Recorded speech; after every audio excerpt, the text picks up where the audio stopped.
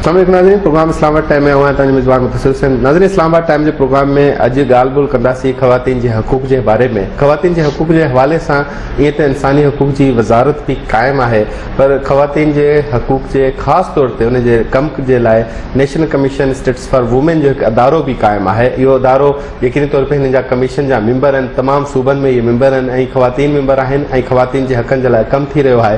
ایک وڈی اہم انفارمیشن بھی ہے اج پروگرام میں تاں ॾींदासीं. یقینی طور تے خواتین ہیں جو پانچے حق کے لائے ॻाल्हि ॿोल کرن تھیوں چاہن یا پانچے حق کے لائے ॼाण وٹھن تھیوں چاہن، تو انہن تھی معلومات فراہم کرن لائے بھی یہ پروگرام تاں لائے پیش کرے. چھاکن اج جو مہمان شخصیت اساں گڈ موجود ہیں، پان National Commission Status for Women کی چیئرپرسن نیلوفر بختیار صاحب اساں موجود ہوں. اج سمورن معاملن تے خاص طور تے خواتین کے حقن کے بابت کمیشن کہڑو کردار ادا کر رہی ہے ان بابت بھی ॻाल्हि ॿोल کرناسیں. میم بہت بہت شکریہ، آپ نے اپنا قیمتی وقت دیا. سب سے پہلے میم آپ سے معلوم کرنا چاہیں گے کیونکہ National Commission Status for Women پہلے بھی ہم نے آپ سے گفتگو کی، ہم آج بھی چاہیں گے کہ اسی سے گفتگو کا آغاز کریں کہ National Commission Status for Women basically یہ ادارہ ہے کیا، اس کا دائرہ کار کیا ہے، مطلب خواتین کی کس طرح کی ہیلپ کر سکتا ہے؟ دیکھیے، جو اصل میں یہ کمیشن بنایا گیا تھا وہ اس لیے بنایا گیا تھا کہ یہ خواتین کے حقوق کی حفاظت کر سکے، اور جہاں پہ حقوق میں کمی آ رہی ہے یا نئے قوانین کو بننا ہے یا جو بنے ہوئے قوانین ہیں ان پہ امپلیمنٹیشن کا فقدان ہے، وہاں پہ یہ ادارہ کام کرے. لیکن 18ویں ترمیم کے بعد اس کا دائرہ کار بہت وسیع ہو گیا ہے، کیونکہ اس وقت نیشنل کمیشن ہی وہ واحد مشینری ہے جو خواتین کے حوالے سے اسلام آباد میں کام کر رہی ہے. تو اس کا جو کام ہے وہ صرف محدود نہیں ہے خواتین کے حقوق کے لیے آواز اٹھانے تک یا نئے قوانین بتانے تک، بلکہ جو بھی پالیسی بنتی ہے جیسے تعلیم کی ہے، صحت کی ہے، یا اب ہمارا بہت فوکس ہے ڈیجیٹلائزیشن کے اوپر، کلائمیٹ چینج کے اوپر، ویمن ود ڈسیبلٹیز کے اوپر، مائنورٹی ویمن کے اوپر، تو ان سب چیزوں کے اوپر بار بار پالیسی بنتی ہے حکومت میں. تو اس پہ ہم اپنی آواز اٹھاتے ہیں، اپنی تجاویز دیتے ہیں. اس میں لیگل ایڈ فراہم کی جاتی ہے؟ لیگل ایڈ کے لیے ہمارے پاس منسٹری آف ہیومن رائٹس کی ایک ہیلپ لائن موجود ہے، لیکن ہمارے پاس ایک کمپلینٹ سیل ہے. اور اگر کوئی خاتون ہم سے رابطہ کرتی ہے تو ہم دیکھتے ہیں کہ اس کو کہاں پر ہم نے آگے بھجوانا ہے. کیونکہ یہ سوال ہوتا ہے نا کہ کس طرح کی ہیلپ ہو سکتی ہے. مثال کے طور پہ کوئی وکٹم ہے، کوئی تشدد کا نشانہ بنتی ہے، کیا وہ خاتون آپ سے رابطہ کرے تو آپ اس کو کیا سپورٹ کریں گی؟ تھانے کی رسائی، عدالت کی رسائی، یا پھر اور کوئی پروٹیکشن اس کو فراہم کی جا سکتی ہے؟ ہم اس کو کرائسس سینٹر میں بھجوا سکتے ہیں. اگر تھانے کا کیس ہے تو ہم پولیس کے ساتھ رابطہ کرتے ہیں. اگر لیگل اسسٹنس چاہیے تو ہمارے پاس لیگل ایڈ موجود ہے. لیکن اگر لمبا کیس چلنا ہو، دورانیہ بڑا ہو، تو اس کے لیے پھر منسٹری آف ہیومن رائٹس کے وکلاء جو ہیں وہ راؤنڈ دا کلاک موجود ہوتے ہیں. تو پھر ہم ان سے رابطہ کر لیتے ہیں. اس طرح ہراسمنٹ ایٹ ورک پلیس کا اگر کوئی کیس آتا ہے تو جو امبڈس پرسن ہراسمنٹ کی ہیں ہم ان کے پاس بھجواتے ہیں. اگر 18 سال سے کم عمر کی بچی کا کیس آتا ہے تو ہم چائلڈ کمیشن کو اپنے ساتھ ملا لیتے ہیں. اسی طرح ہیومن رائٹس کمیشن بھی. تو یہ 3 کمیشن ساتھ ساتھ کام کرنے کی کوشش کرتے ہیں، اور منسٹری آف ہیومن رائٹس بھی. اور جو جہاں پہ مدد فراہم کر سکتا ہے ہم کرتے ہیں. لیکن ہمارا کمپلینٹ سیل کسی خاتون کو بھی یہ نہیں کہتا کہ ہم موجود نہیں ہیں. اور ہر وقت ہمارے پاس کوئی نہ کوئی ایسا کیس ہوتا ہے دور دراز کے علاقوں کا جس کو ہم ڈیل بھی کرتے ہیں ٹیلی فون کے ذریعے، زوم کال کے ذریعے. اور اگر وہ یہاں آئیں تو ان کے لیے الگ ہم نے ایک کمرہ رکھا ہوا ہے، وہاں بیٹھ کے ہماری وکیل کے ساتھ بات چیت کر سکتے ہیں. اچھا، کہا جاتا ہے کہ National Commission Status for Women کا بجٹ ہی اتنا کم ہے کہ وہ شاید اس کا دائرہ کار نہیں ہے. یہ بات سچ ہے؟ تو یہ سچ. اچھا، بجٹ ہمارا یہ تو بہت کہہ سکتے کہ ہم سب کو کور کر سکتے ہیں. دیکھیے، بات یہ ہے کہ ہمیں ڈونر کی بہت سپورٹ ہوتی ہے. اچھا، میں حقیقت میں آپ کو بتا رہی ہوں. جیسے اس سال کا بجٹ ہم نے 154 ملین کا مانگا تھا تو ہمیں تقریباً 94 ملے. اچھا، تو ابھی ہم اس پہ لڑائی جھگڑا اور گزارشات کر رہے ہیں. اچھا، اس میں ڈونر سپورٹ کرتا ہے. تو پھر ہم ڈونر سے مدد لاتے ہیں، اور خاص کر جو یو این پارٹنرز ہیں وہ ہمارے کمیشن کے ساتھ بہت اچھا تعاون کرتے ہیں. اور جیسے کہ ابھی آپ سے میں نے کہا کہ لیگل ایڈ کے لیے جو وکیل ہیں وہ انہوں نے فراہم کر کے بجٹ ہے وہ زیادہ ہوتا ہے یا ڈونر کی پارٹیسپیشن زیادہ ہوتی ہے؟ ڈونر کی پارٹیسپیشن تو بہت بڑی ہوتی ہے، بجٹ سے بھی زیادہ ہوتی ہے، کئی گنا. اچھا جی دیکھیے جو بجٹ ہے جو ابھی اس کو غیر سرکاری ادارہ کہہ سکتے ہیں، اس کو ہم غیر سرکاری ادارہ کہہ سکتے ہیں کیونکہ یہ ڈونر پہ چلتا ہے، مگر ایک بات ہے کہ پالیسی ہماری چلتی ہے، اچھا گائیڈ لائنز ہماری ہوتی ہے، سرکاری ہے، اور ہم صرف وہی کام کرتے ہیں جو واقعی پاکستان کی عورت کی ضرورت ہے اور جو پاکستان کا امیج بہتر کرنے کے لیے ہے۔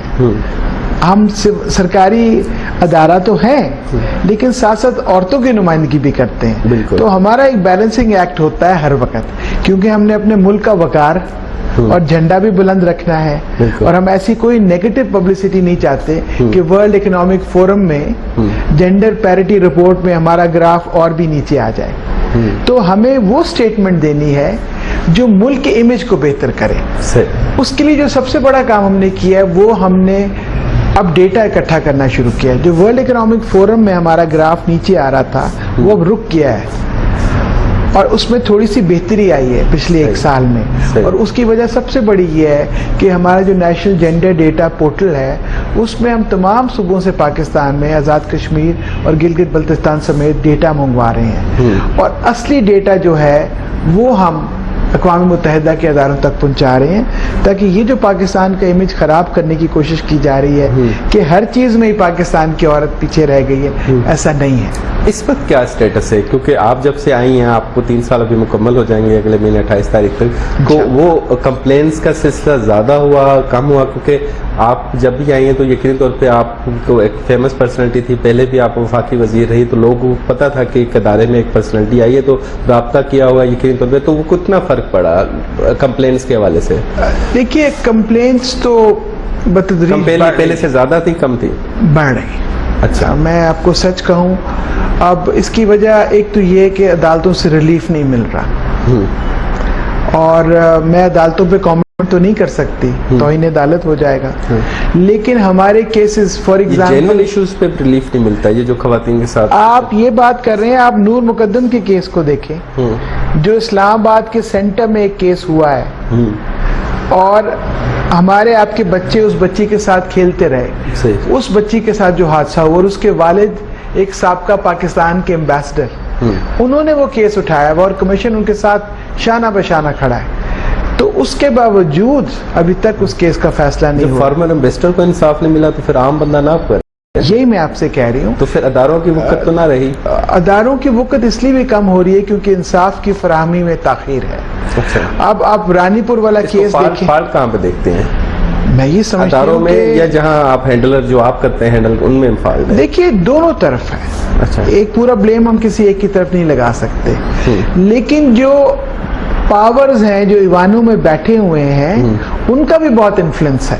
اچھا، کیسوں میں آواز اٹھانی نہیں دی جاتی، روک دیا جاتا ہے، تو عدالتیں تو وہی کرتی ہیں نا جو قانون کا تقاضا ہوتا ہے۔ ایگزیکٹلی، تو قانون ہی ایسا بنا ہوا ہے؟ قانون تو بنا ہوا ہے، قانون تو ہمارا اتنا بہترین ہے کہ دنیا کے بہترین مسلم ممالک کے قوانین میں ہمارے قوانین شامل ہوتے ہیں، اور لوگ ہمارے قوانین کو دیکھ کے اپنے قوانین بناتے ہیں، لیکن امپلیمنٹیشن کا اتنا بڑا فقدان ہے۔ دیکھیے اگر FIR ہی صحیح رجسٹر نہیں ہوگی تو آگے کیس کیسے چلے گا؟ رجسٹر تو پولیس کرے گی، پولیس کرے گی، تو نظام پولیس کا صحیح نہیں ہے، پولیس کا نظام درست تو نہیں اس ہے۔ کو کون درست کرے گا؟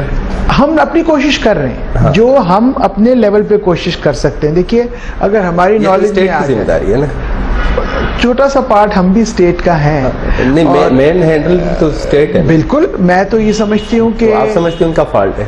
ان کا فالٹ میں نے کبھی ایسے نہیں سوچا کہ ایک ادارے کو میں بلیم کروں، میں ہمیشہ یہ سمجھتی ہوں کہ ہر ادارے کی ایک یکجہتا ہو کر رسپانسبلٹی ہو تو پھر کام ہوتا ہے۔ بلیم گیم پہ میں نے کبھی یقین نہیں کیا، تو میں جب ایک خط نکالتی ہوں تو میں چیف منسٹر کو بھی لکھ دیتی ہوں۔ اب میں نے نور مقدم کی پیشی کے لیے کہ ابھی تاریخ ڈالی جائے، میں نے چیف جسٹس آف پاکستان کو بھی خط لکھا ہے، مجھے نہیں پتا کہ انہوں نے مجھے جواب ابھی تک کیوں نہیں دیا، میں ان کے خط کے جواب کے لیے منتظر ہوں آج بھی، ٹھیک ہے، لیکن ساتھ ساتھ میں اس رانی پور کی فاطمہ کے لیے بھی آواز اٹھا رہی ہوں، اور میں ججز سے، وکلاء سے، لا انفورسنگ ایجنسی سے سب سے یہ اپیل کرتی ہوں کہ جب کیس آئے تو اس کی بنیاد اتنی مضبوط بنائی جائے کہ آگے جب ہم اس کو لے کے چلتے ہیں تو कुछ उस पर अमल दरामद भी हो सके ना। जी। जब FIR रिपोर्ट ही कमजोर तरीन बना देते हैं ये लोग। अब वो देखिए, वो जो बच्ची थी डोमेस्टिक सर्वेंट, वो जो फैसलाबाद में वाकया हुआ था, उसका क्या है, या इस्लामाबाद में जो जज की जो बेगम साहबा ने उसको बच्चे का जो हशर किया, तो वो क्यों अभी तक इस पे कंटिन्यू करेंगे। रानीपुर वाले वाक्य पे भी आपसे सवाल करना चाहूंगा, लेकिन वक्त हुआ ब्रेक का, ब्रेक ले लेते हैं, ब्रेक के बाद दोबारा जरूर। नाज़रीन, ब्रेक था उठो, ब्रेक का गालबुल सिलसिले की जारी रखना।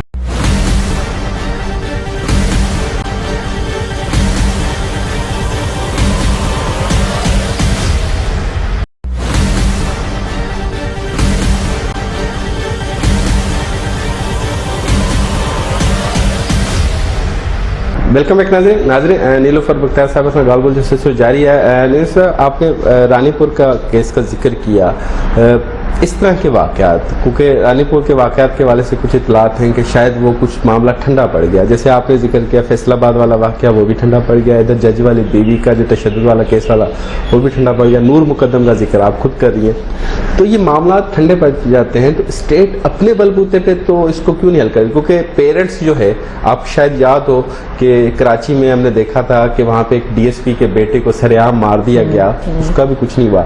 तो स्टेट के पास ऐसा कोई है कानून के भी अपने बलबूते पे खुद हरीफ बन जाए और खुद केस को मंतकी अंजाम तक पहुंचाए?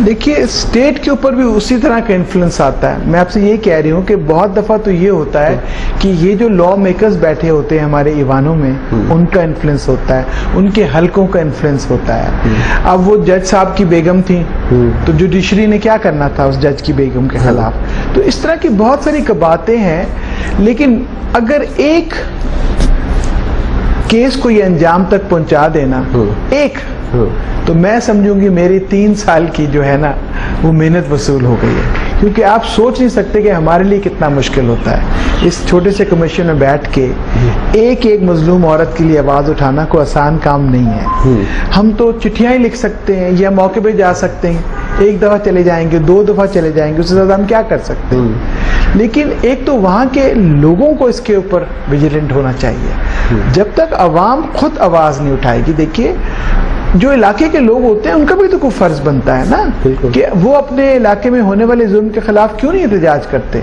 नूर मुकद्दम के जो पड़ोसी थे जहाँ पर ये कत्ल हुआ है, आस पड़ोस इस्लामाबाद की एलीट बैठी थी ना, उन्होंने क्यों नहीं टेलीफोन उठा के पुलिस को बुलाया? सो हमारा माशरा भी बेहिस्सा। इसका मतलब सिर्फ ये सारा प्रोसेस, जेल, कैद, सजा, ये सिर्फ गरीब आदमी के लिए? आप ठीक कहते हैं, कभी तो मैं ऐसा सोचती हूँ। गरीब आदमी से मेरा सिर्फ एक गिला है कि वो एंड में आके आजादी भी शिकवा करते हैं कि सिर्फ वो भी गरीब आदमी के लिए नहीं, अमीर के लिए है।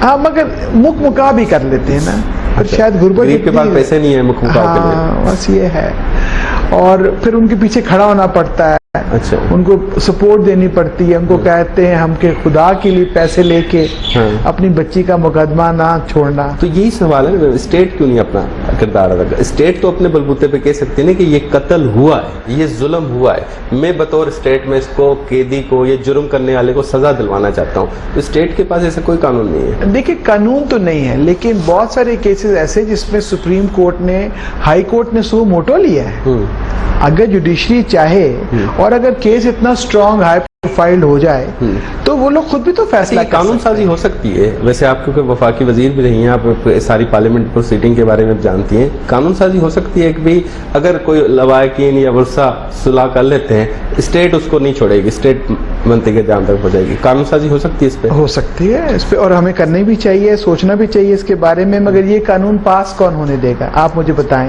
अच्छा, जो बच्चियों की शादी की उम्र का बिल है, जिसके लिए मैं 2.5 साल से लॉबिंग कर रही हूँ, 6 बार असेंबली से रिफ्यूज हो चुका है, 7वीं बार हमने इसके ऊपर आवाज उठाई है। उसमें क्या है कि सिंध में 18 साल उम्र है और बाकी पूरे मुल्क में जो है वो 16 साल बच्ची की शादी की उम्र है। हम चाहते हैं पूरे मुल्क में एक उम्र हो, 18 साल हो।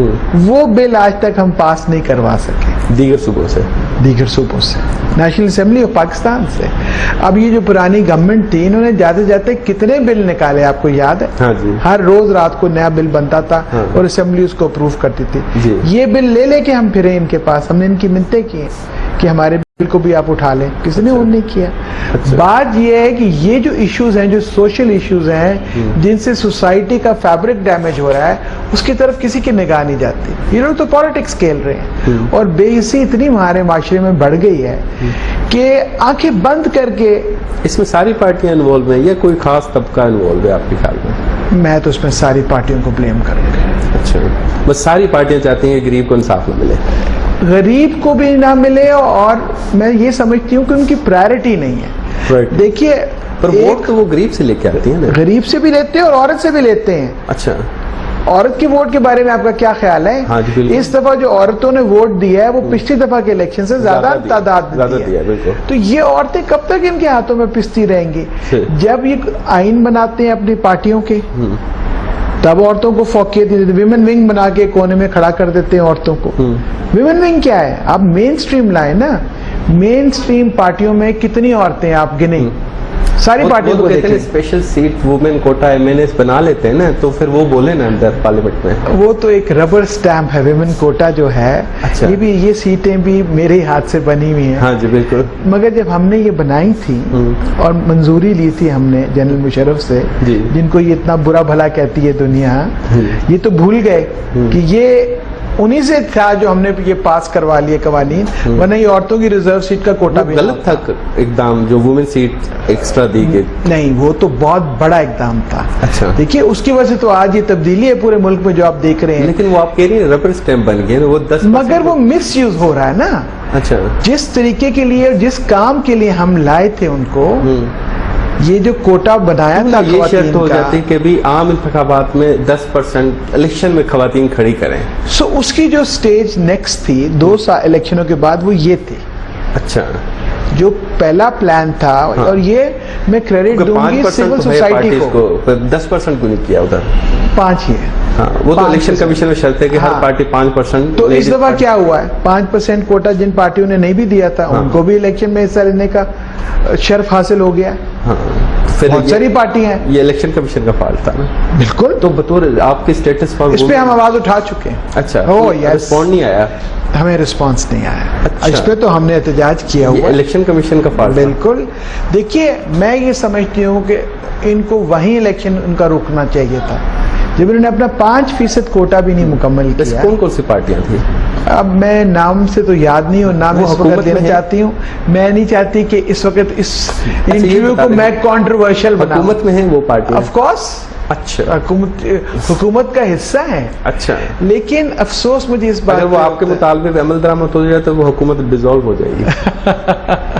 ڈیزالو تو ہو یا نہ ہو, اب بھی اگر وہ ایڈ کر لیں ان کو, کوئی وزارتیں ہی دے دیں ان عورتوں کو. آپ صوبوں میں تو جا کے دیکھیں عورتوں کا حال کیا ہے. جو اپنی عورتیں ریزرو سیٹ پہ لے آئے ہیں ان کا حشر تو آپ جا کے دیکھیں کیا ہے. ویمن کاکسز نہیں ابھی بنے نیشنل اسمبلی میں اور پروونشل اسمبلیز میں, کوئی کاکس موجود نہیں. کمیشنز کی چیئرز خالی پڑی ہوئی ہیں. پنجاب کمیشن خالی پڑا ہے, سندھ کمیشن خالی پڑا ہے, کے پی کے کمیشن خالی پڑا ہے. 3 پاکستان کے میجر یہ کیا ان کی پرائرٹیز میں نہیں ہے نیشنل کمیشن ٹرانسفر میں؟ دیکھیے, اب ایک نیشنل کمیشن, یا پھر یوں کہیں وہ ختم کرنا چاہتی ہے حکومت اس کو. مجھے تو ایسے ہی لگتا ہے. اب پنجاب میں تقریباً 5.5 یا 6 سال ہونے جا رہے ہیں کہ کمیشن کی کوئی چیئر نہیں ہے, اور سندھ میں تقریباً 1.5 سال ہوا ہے, کے پی کے میں میرے خیال میں 2 سال ہوئے ہیں. اچھا, تو اگر کمیشن ہی نہیں ہوں گے, ان کی تنخواہیں ملازموں کی دے رہی اور بلڈنگوں کا کرایہ دے رہی ہے حکومت, اور چیئر پرسن اپوائنٹ نہیں کر رہے. اچھا, تو اب آپ اسی سے اندازہ کر لیں کہ کتنے سیریس ہے یہ خواتین کے ایشوز کے معاملے میں. بجٹ وغیرہ تو آگے کی چیزیں ہیں نا, پہلے اپوائنٹمنٹ چیئرز کی تو کریں. اچھا نیلوفر صاحب, میں یہ بھی پوچھنا چاہوں گا کیونکہ جب سے آپ آئی ہیں تو ایک بڑی رائے پائی گئی ہے نا کہ ایک تو خواتین, کیونکہ خواتین کے دن پہ 2 احتجاج ہوتے تھے. ایک تو جماعت اسلامی وہ اپنے حقوق کے حوالے سے, ایک تو ماڈرن خواتین کا بھی احتجاج ہوتا تھا. کیونکہ آپ کے بارے میں ہوتا تھا تاثر کہ شاید آپ ماڈرن خواتین کی سپورٹ زیادہ کرتی ہیں, لیکن ہم نے تو نہیں دیکھا کہ آپ ادھر بھی ہیں یا ادھر بھی, نیوٹرلی دیکھا ہے آپ نے. آپ اس تاثر کو کیسے دیکھتی ہیں کہ آپ بیسیکلی آپ کا ٹلٹ کس طرف ہے؟ وہ خواتین صحیح ہے جو باپردہ احتجاج کرتی ہیں اور کہتی ہیں جی جو حق ہے وہ مردوں کے پاس ہے, یا وہ خواتین صحیح ہیں جو کہتی ہیں جی مردوں کے پاس حق نہیں ہے, ہمارے پاس حق ہے؟ میں یہ سمجھتی ہوں یہ دونوں غلط ہیں, اور میں نے پچھلی 8 مارچ سے پہلے, پچھلے سال میں نے ایک یہاں میٹنگ بلائی تھی اور 8 مارچ کی کمیٹی کو دعوت دی تھی کہ میرے ساتھ ڈسکس کریں، کیونکہ دیکھیں جو 8 مارچ ہمارے جیسے ایکٹیوسٹ بناتے تھے آج سے کئی سال پہلے، جن کی وجہ سے آپ دیکھتے ہیں کہ حدود لاز میں امینڈمنٹ ہوئی، غیرت کے نام پہ قتل کا بل بنایا گیا، اسمبلیوں میں سیٹیں بحال ہو گئیں، وہ سارے اقدامات 8 مارچ کی تحریک سے ہوئے ہیں۔ لیکن آج کی عورت جو 8 مارچ کے اوپر سڑک پہ آتی ہے اس کے پاس ایجنڈا ہی کوئی نہیں ہے۔ تو میں نے انہیں کہا تھا کہ یہ غیر معنی ایجنڈا ہے جو آتا ہے، دیکھیں یہ تو ایک دوسرے کے اندر لڑائی کے لیے آتے ہیں، اچھا محاذ رائی ہے، اور اس میں زیادہ تر پستہ کوئی بیرونی طاقتیں بھی ملوث ہوتی ہیں آپ کے خیال میں؟ میرا نہیں خیال، میرے خیال میں کہا جاتا ہے، وہ کہہ تو دیتے ہیں۔ دیکھیے میں 3 سال ہو رہے ہیں اس کمیشن میں بیٹھی ہوں، مجھے تو آج تک کسی بیرونی طاقت نے یہ نہیں کہا کہ آپ یہ کہیں۔ اچھا، کبھی میرے پہ کوئی پریشر کسی طرف سے اب نہیں۔ سرکاری سیٹ پہ اس لیے شاید نہ کہو، وہ پرائیویٹ احتجاج ہے اس کو کہو۔ نہیں میرا نہیں خیال، دیکھیے اگر آپ خود پاکستان سے محبت کرتے ہو نا تو بیرونی طاقتوں کو بھی پتہ ہوتا ہے کہ کس سے کیا بات کرنی ہے، ٹھیک ہے نا؟ بریک لے لیتے، بریک کے بعد کنٹینیو۔ ناظرین بریک آؤٹ، بریک ہم غالب سلسلے کی جاری رکھنا۔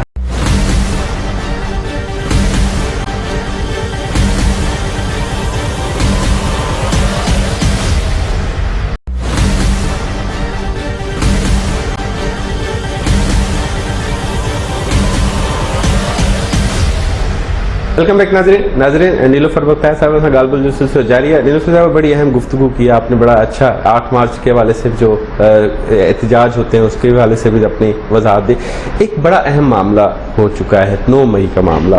9 مئی کے حوالے سے کچھ خواتین بھی اریسٹ ہوئیں، وہ ملوث تھیں یا نہیں تھیں وہ تو عدالتوں نے فیصلہ کرنا ہے۔ آپ کے پاس بطور National Commission Status for Women کوئی اس حوالے سے کوئی درخواست یا کسی نے رجوع کیا جی ہماری خواتین بھی قید ہیں، آپ کوئی قانونی مدد کر دیں ان کی؟ ہمارے پاس اس طرح کی ڈائریکٹ اپیل تو نہیں آئی، لیکن شروع میں جب یہ واقعہ ہوا تھا اس وقت لوگوں نے کہا تھا کہ جو جیلوں میں خواتین ہیں ان کی کوئی امداد کی جائے، اور ایک پیرس پرنسپلز ہوتے ہیں جس کے تحت ہمارا کمیشن یہ اقدامات کر سکتا ہے۔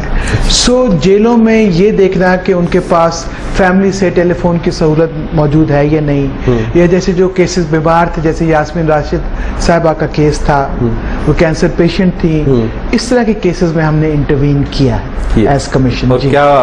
اور ہمیں تعاون کیا جیل اتھارٹیز نے، اور انہوں نے بتایا کہ ان کے پاس یہ سہولیات موجود ہیں۔ پھر ہمیں کچھ زیادہ تشدد کے واقعات کی اطلاع ہوئی، ہمارے بورڈ نے ایک ریزولوشن پاس کیا خواتین پہ تشدد، جی، اور انہوں نے کہا کہ وہاں جیلوں میں کچھ اقدامات ایسے ہوئے ہیں۔ تو پھر ہمارے بورڈ نے ریزولوشن پاس کیا، اور وہ resolution minister for human rights نے انکوائری کے لیے، کیونکہ اس میں صرف خواتین کا نہیں تھا، اس میں عام جو پولیٹیکل قیدی تھے ان کے بارے میں بھی تھا۔ اچھا، تو یہ پورا کیس جو تھا میل کے اوپر، اچھا، تو یہ پھر پورا جو انویسٹیگیشن تھی یہ انکوائری ہیومن رائٹس کمیشن کو دے دی گئی۔ اس پہ رابعہ جویری صاحبہ نے ایک مفصل رپورٹ تیار کی تھی، اور اس کے بعد جو اینڈ ریزلٹ آیا وہ یہی تھا کہ تشدد کے کوئی نشانات جیل کے اندر اچھا نہیں ملے، مطلب وہ فیک تھی جی، اندر جیل کے اندر کوئی ایسے اقدامات نہیں ہوئے کہ خواتین کو مارا پیٹا گیا ہو یا خدا نخواستہ ان کی عزت پہ کوئی حرف آیا ہو، اس طرح کے کوئی واقعات نہیں تھے۔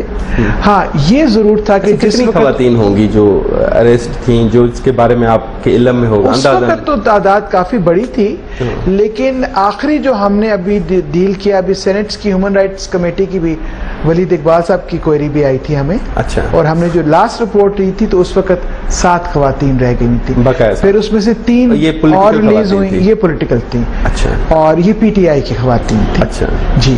تو یہ اس میں سے پھر 3 جن دنوں میں ہم یہ انکوائریز کر رہے تھے ان میں ریلیز ہو گئیں، تو میرے خیال میں اس حساب سے تو اور کم ہو گئی، اور کا نمبر ہے جی۔ تو لیٹسٹ فگرز میرے پاس نہیں ہیں، لیکن یہ مجھے پتا چلا تھا کہ تشدد، ہراسمنٹ ایسا کوئی واقعہ نہیں ہوا، لیکن جیل تو جیل ہے جی۔ اور جو کاؤنسل ایکسیس ہے، ہم نے پوچھا تھا، مجھ سے ولید اقبال صاحب نے سوال کیا تھا ہیومن رائٹس کمیٹی میں کہ آپ نے ان کو لیگل ایکسیس دی ہے کہ نہیں دی، تو ہمارے پاس کوئی، آپ سے پوچھا تھا کہ آپ نے دی ہے کہ نہیں جی، تو ہم نے ان کو بتایا تھا کہ ہمارے پاس اس کی ریکویسٹ نہیں ہے۔ اچھا، اور آپ ریکویسٹ کے بغیر نہیں کر سکتے؟ دیکھیں ہمیں تو کوئی اپروچ کرے گا تو پھر انہوں نے خود ہی بتایا، کیونکہ چیئرمین کمیٹی کی ڈائریکشن پہ بھی آپ نے نہیں کر سکتے؟ نہیں، کیونکہ پی ٹی آئی کے وہاں پر اپنی پارلیمنٹیرینز بھی بیٹھی تھی اس کمیٹی میں, تو انہوں نے کہا ان کے پاس لیگل ایکسیس ہے. اچھا جی, ہمیں کوئی بھی اگر اس طرح اپروچ کرے کہ ان کو لیگل ایکسیس چاہیے تو ہم اس کو سپورٹ کریں گے, اور اس پہ ہم یہ نہیں دیکھیں گے کہ کس پارٹی نے. ایک اور پارٹی نے ہمیں اپروچ کیا تھا, آپ نے اپنے بل بوتے میں فائنڈنگ نہیں کی کہ اصل معاملہ کیا ہے, یہ ریئل انوالو ہیں نہیں ہے, آپ کر سکتی ہیں آپ کے. دیکھیے جیلوں کا جو ہیلتھ والا معاملہ تھا, ان کی خوراک کا معاملہ تھا, ان کی فیملی تک ایکسیس کا معاملہ تھا, اس پہ تو ہم کر سکتے, وہ ہمارا دائرہ اختیار میں تھا. اچھا, وہ ہم نے کیا. صحیح. لیکن جو باقی چیزیں ہیں جیسے وہ انوالو ہیں یا نہیں ہیں, وہ تو عدالتوں کے اوپر ہے, ان کے کیسز چل رہے ہیں. ہاں اگر ان کو ضرورت ہوتی کوئی سپورٹ کی لیگل تو ہم ضرور کرتے, لیکن اس کے بارے میں ہم سے کسی نے کبھی رابطہ نہیں کیا. صحیح. پیرنٹس نے نہیں, کیونکہ پیرنٹس کے زیادہ تر آتے ہیں بیانات آتے ہیں کہ جی ہمارے بچے جو ہیں وہ بلا وجہ قید ہیں یا ان کو زبردستی قید کیا گیا ہے. اصل میں ہو سکتا ہے بچوں کے جو معاملات ہیں وہ پھر چائلڈ کمیشن کے پاس گئے ہوں, ہمارے پاس تو صرف عورتوں کا کیس آتا ہے. اور چونکہ یہ عورتیں کافی ہائی پروفائلڈ ہیں تو ان کے پاس میرا خیال پارٹی کی طرف سے لیگل ایکسیس ہے. اچھا, تو یہ ہماری ضرورت نہیں پڑی. لیگل ایکسیس کے حوالے سے سپورٹ کر سکتا ہے یا کوئی فائنڈنگ بھی بنا سکتا ہے کہ فائنڈنگز ہم انکوائری نہیں کر سکتے انلیس کہ ہمیں حکم آتا. وہ حکم جو آیا وہ آیا ہیومن رائٹس کمیشن کو.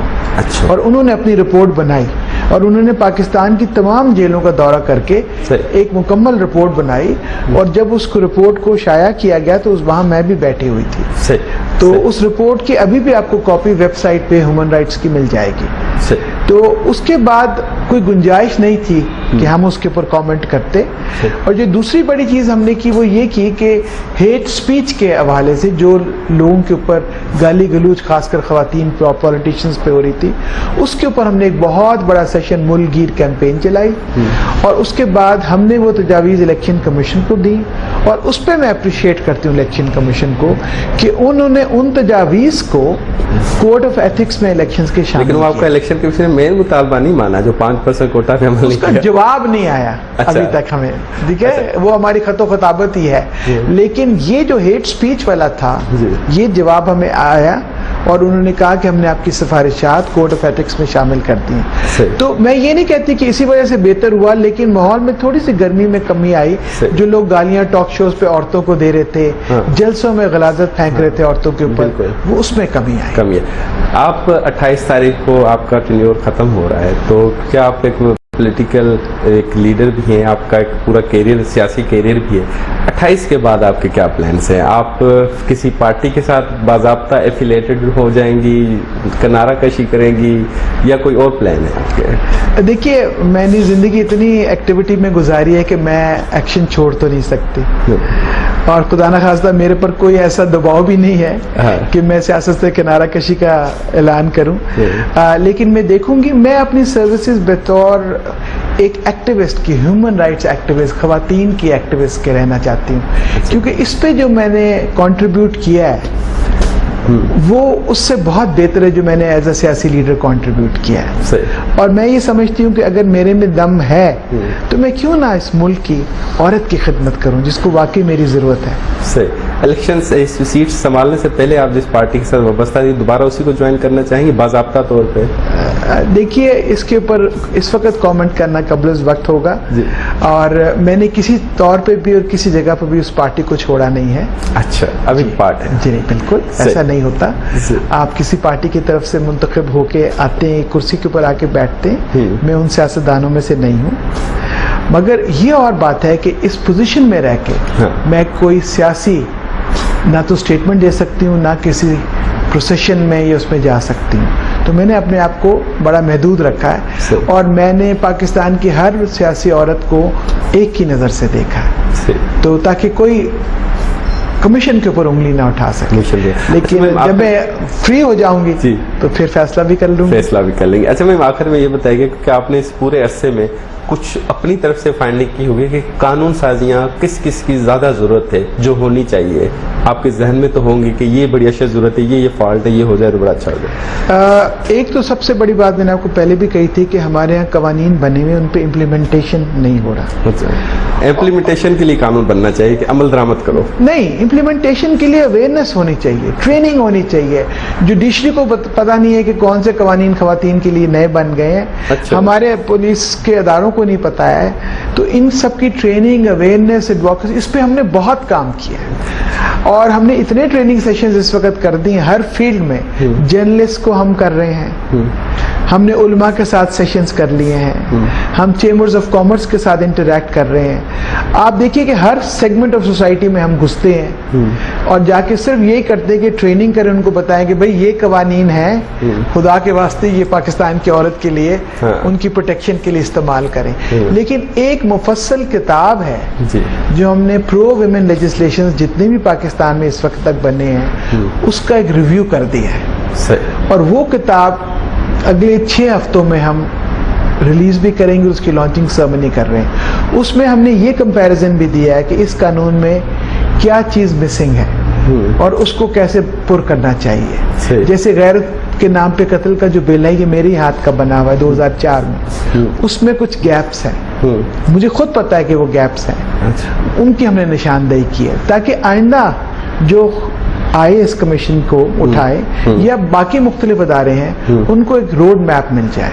اور ایک اور چیز بھی میں آپ کو بتانا چاہتی ہوں کہ میں اپنے سارے تھیمیٹک ایریاز پہ، جس میں ایجوکیشن، ہیلتھ، سارے وائلنس اگینسٹ ویمن سب شامل ہیں، ان سب ایریاز پہ 1 ڈے نیشنل کانفرنسز کروا رہی ہوں، اور ہر کانفرنس کے اختتام پہ میں اس ایریا کے حساب سے پاکستان کی عورت کا روڈ میپ دوں گی۔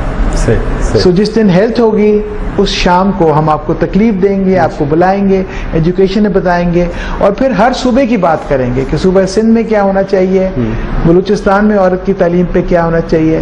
تو یہ ایک بہت بڑا کام ہے جو میں جانے سے پہلے ایک نیشنل ایجنڈا پاکستان کی خواتین کے لیے چھوڑ کے جانا چاہتی ہوں تاکہ وہ میری لیگیسی بن جائے۔ صحیح، بہت بہت شکریہ میم، آپ نے اپنا قیمتی وقت دیا۔ مہران ٹی وی کے ناظرین کو تفصیلی طور پہ اور بڑی اہم گفتگو ہوئی، اور سیاسی معاملات پہ بھی تھوڑی سی گفتگو کرنے کی کوشش کی، لیکن کیونکہ ہم کوشش کریں گے 28 کے بعد ایک انٹرویو آپ کے ساتھ کنڈکٹ کریں، اگر آپ ہمیں ٹائم دیں گی تو پھر ایک گفتگو اس حوالے سے بھی کریں گے۔ لیکن خواتین کے حقوق کے حوالے سے آپ نے اپنے اس پورے ٹینیور میں یقینی طور پہ اچھا کام کیا ہے، جو ہمیں نظر بھی آیا بطور میڈیا پرسن۔ ہم نے دیکھا آپ رانی پور بھی گئی، دیگر علاقوں میں گئی، نور مقدم کے معاملے میں بھی آگے رہی، تو یقینی طور پہ آپ کا اس پورے عرصے میں کام بھی قابل ستائش رہا۔ بہت بہت شکریہ آپ نے اپنا قیمتی وقت۔ ناظرین، اج پروگرام میں نیلوفر بختیار صاحب سے گال بول کی انسانیت پانی میزبان کے اجازت ان ہفتے میں